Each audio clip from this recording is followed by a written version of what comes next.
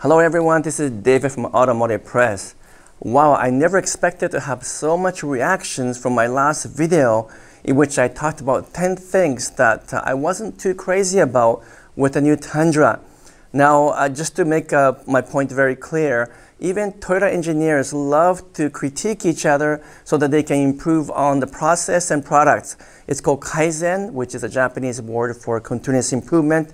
So it's part of our natural thinking to walk around and do what we call Gemba check. Gemba check means go and see the product in action and then make a statement or comment so that all parties involved can learn from it and improve the product. So that's what I was trying to do with the last video about the Tundra, which is to point out a number of things that could be improved, because if we don't make our voices visible and obvious to Toyota, they would not have the chance to make those changes. So this is a gift of message to Toyota and those people who are involved. If they can listen to some of the opinions and feedback from the customer and people who are outside the Toyota world, then perhaps down the road they might listen to those feedback and make changes and hopefully bring back some of the things that we are missing in the current Tundra. So that was my whole point. A good example is a Lexus IS 500 with a beautiful V8 engine. I'm certain that V8 engine wasn't supposed to be in IS in the beginning of the product life cycle,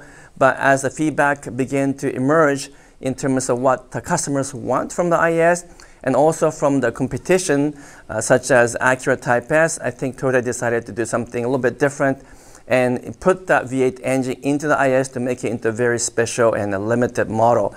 So if we can make our voice open and transparent and honest, then hopefully some of those things that we want to see in the future Tundra will happen in the future. And that's why I created that video. So hopefully you guys didn't mind that. I still love Toyota and I still love the Tundra, so please don't worry. I do plan to buy the 2022 Tundra, so that will be my best evidence to you that I have nothing but good faith on the new Toyota product, especially the 2022 Toyota Tundra. Now I want to talk about something very important, which is every Tundra that will come off the assembly line in San Antonio, Texas is going to be perfect with zero defect and zero problem. How is that possible? And if that's the case, why do we still see defects and problems at the dealership level when the customer buy the truck or cars and take it home and they own it for a while? Well, let me explain to you first these different levels of defects and why the problems comes up in the first place and what Toyota does to try to avoid having these issues.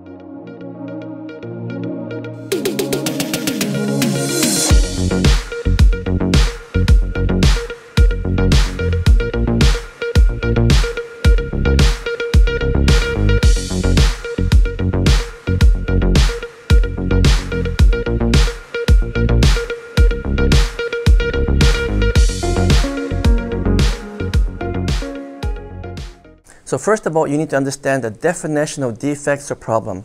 They can be categorized into a number of different areas that are very important to understand. Defects or problems can come up in any of these areas, starting with the suppliers all the way to the customer delivery.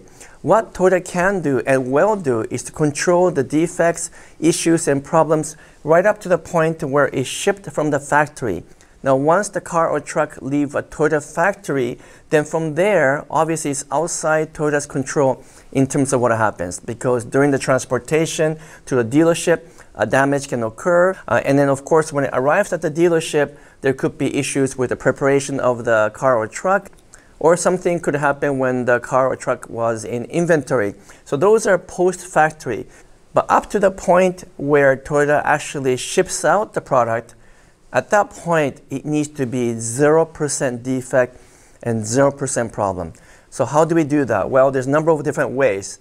But going back to the definition of defects, they can occur, first of all, at the point of supplier. So these suppliers are providing parts and supplies to Toyota factory. And when Toyota receives the parts, yes, there could be defects in there. So what Toyota would do is give the same standard of quality and same standard of audit to the supplier all the way from tier 1, 2 to 3. These tier 1, 2, 3 and provides a sort of a level of intimacy with Toyota.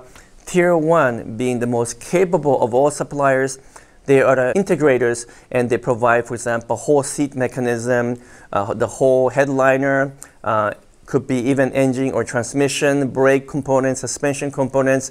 Those are all Tier 1 suppliers. And then the suppliers that provide parts to Tier 1 suppliers are called Tier 2 suppliers. So for example, if the entire dash is Tier 1 supplier related, then the things like speakers or stereo system, those will be considered Tier 2 suppliers. And then Tier 3 suppliers are even one level below, which is they are much smaller suppliers and vendors which provide parts to Tier 2. So instead of just looking at the stereo, now you're looking at the wiring behind the stereo, and they will be Tier 3 suppliers. So Toyota has to come up with a system and a method and a thinking and a policy that applies to all of the different levels of suppliers from Tier 1 to Tier 2 to Tier 3, so they can produce parts and components that are in the exact same standard as Toyota itself.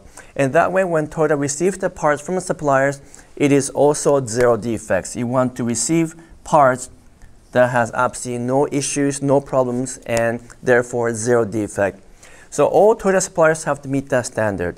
Now, if they do find some issues, sometime through a random check, then that is quickly worked out through the supply chain system, and then of course in the next batch of the production, those problems will be taken care of. Now, once it goes into the internal system, it goes through the entire production, starting with the stamping, through the what we call the body shop, painting, and the final assembly. And that's how the cars or trucks are built. And so there's a number of processes that you have to go through to ship the final product.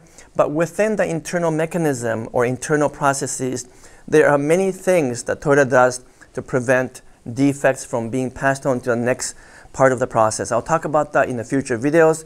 But for now, all you have to know is that there are several hundred steps between the point of receiving the parts from suppliers through to the internal mechanism until such time that it's at the final inspection. So the secondary part of the check is that there is a final audit or check or inspection at the very end of the whole entire factory. Now, I will talk about this in another video, but for Toyota, the actual check happens at every step of the way. So they're not doing the type of check that maybe North American companies would do, where they catch the mistakes and they have to ship the product back to the earlier steps to fix it. No, for Toyota, there is a built-in system called Poka Yoke, which is mistake proofing to avoid passing the defects on to the next station. So by the time it receives in the final check stage, there should be no defect at all. But you do occasionally find some paint issues or fit and finish issues, and they do have to make some minor adjustment at the very end. Either way, the point is that when all of the checks are completed and the production is complete for a product, then it has to be absolutely perfect with zero defect. Now, of course, during the shipment, after it leaves the factory, we don't know what happens to the car. Sometimes it goes through transportation issues. Sometimes there's weather problems that can maybe cause issues with the paint. Or during the transportation, truck or train driver or transportation specialist could damage these vehicles. So again, once it leaves the factory, until such time that these products are received at the dealership, there could be problems that are introduced along the way. So when the dealer finally receives the product and they do preparation of the vehicle for customers' acceptance, and during that time they might find some additional things that could have been missed by the factory, which is pretty rare, or during the preparation work, it's possible that the dealer staff or technician could have damaged the truck or car as well.